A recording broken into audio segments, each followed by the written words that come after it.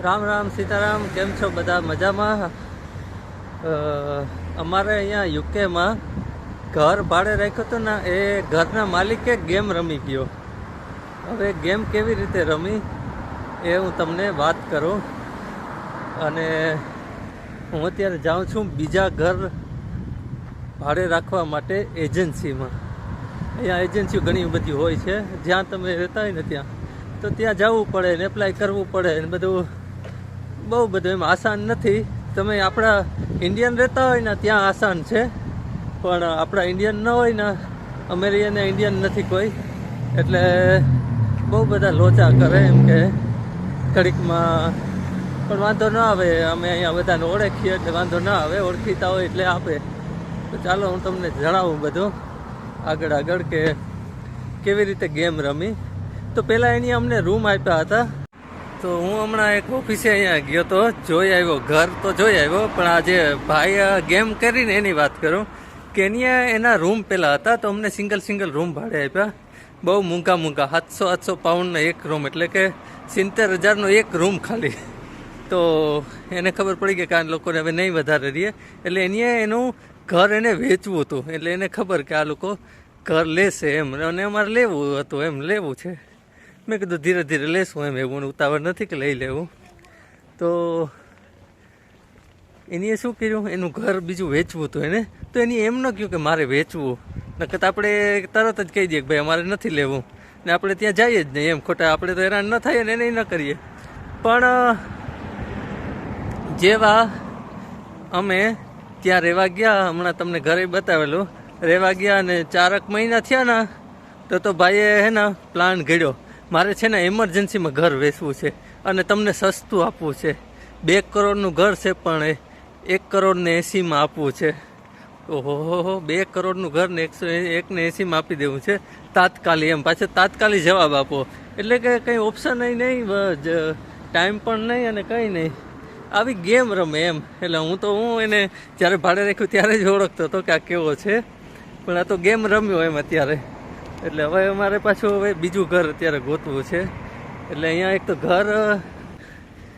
એક તો માન જોબ જડે તો ઘર જડે, અને પાછું વરે તો આવું કંઈક બિલાડ ઊભું થાય.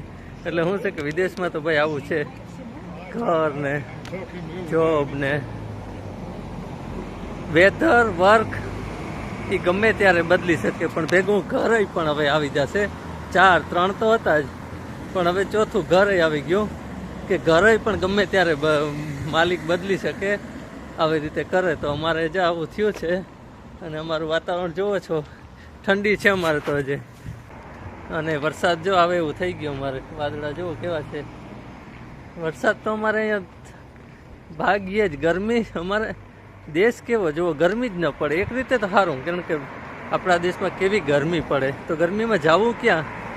અહીંયા તો કોટ પહેરી લ્યો, કોટ તો બધા પહેરી લઈએ, પણ એસી બધા ન લઈ શકે, કારણ કે એના બિલ આવે પાછા. તો એટલે અમે ભાગ્યશાળી છે કે ઠંડીવાળા દેશમાં ગરમી જ નથી પડતી. એમ ગરમીને તો વાટ કરીએ, માનતા કરીએ છીએ કે કેદી ગરમી પડે. તો ઘરે આવી ગયો છું, ઘર જોઈ આવ્યો છું, બરાબર. માલિકે ગેમ રમવાનું ચાલુ કર્યું છે. એટલે એ અહીંયા શું છે કે નિયમ છે પાછા, કે તમને કાઢી ન શકે જ્યાં લગન તમારો કોન્ટ્રાક્ટ હોય ને ત્યાં સુધી, બરાબર. અને એ પછી પણ કાઢવો એટલું બધું ઇઝી નથી કે તમે કોઈને કાઢી શકો ઘરમાંથી. બહુ હાર્ડ છે એમ. અહીંયા નિયમ છે ને, અહીંયા હ્યુમન રાઇટ છે.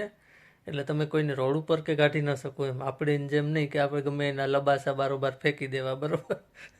તો અમારો આ વર્ષના એન્ડ સુધી તો કોન્ટ્રાક્ટ છે, એટલે ટેન્શન નથી કંઈ. અમારે ઘણા મહિના છે, હજી તો 6 મહિના છે, ને ઓલરેડી ઘર પણ જોયા છે. હવે અમારે પાસ કરવાનું છે કે કયું રાખવું છે, તો જોઈએ છે હવે ક્યાં રાખીએ, શું છે.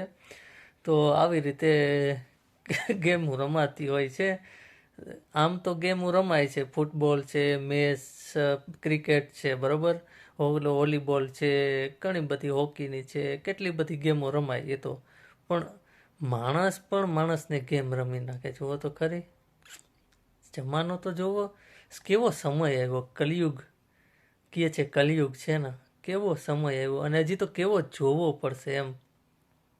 આપણે તો કેટલા વર્ષ જીવશું કોને ખબર ને અત્યારે તો ખબર નહીં સરેરાશ આમ જોઈએ તો આપણે કેટલી ઉંમર માણસ જીવતો હશે એમ અત્યારે જોઈએ તો 60 70 80 કેમ કે 100 તો ભાગ્યે કોક નીકળે એ ન કહેવાય કે 100 વર્ષ જીવે ઉંમર કહેવાય 100 વર્ષ આપણે કહીએ પણ અત્યારે 100 વર્ષ તો કેટલા વર્ષ મિનિમમ તમે કહેજો કેટલા વર્ષ તો અત્યારે આપણે કેટલા વર્ષ થયા એ પ્રમાણે આપણા ખુદ માટે જાણી શકીએ કે હવે આપણા કેટલા વર્ષ રહ્યા બરાબર તો કર્મના સંગાથે પછી રાણા મારું કોઈ નથી આવું છે ભાઈ આ ગેમો રમે ને રમવા દે બીજું તો હું સર્વે ભવંતુ સુખીનામ સર્વે ભવંતુ નિરામયા બધાનું કલ્યાણ થાય એવી ભાવના રાખવી બસ ચાલો તો આજનો આ બ્લોગનો આ ગેમ રમવાના અહીંયા પૂરો કરી દઈએ મળીએ પાછા કાલે કેવી ગેમ પાછી કાલે રમાઈએ જોઈએ આગળ નવા બ્લોગમાં ચાલો તો આપ સૌને મારા પ્રણામ જય માતાજી જય દ્વારકાધીશ જય સિયારામ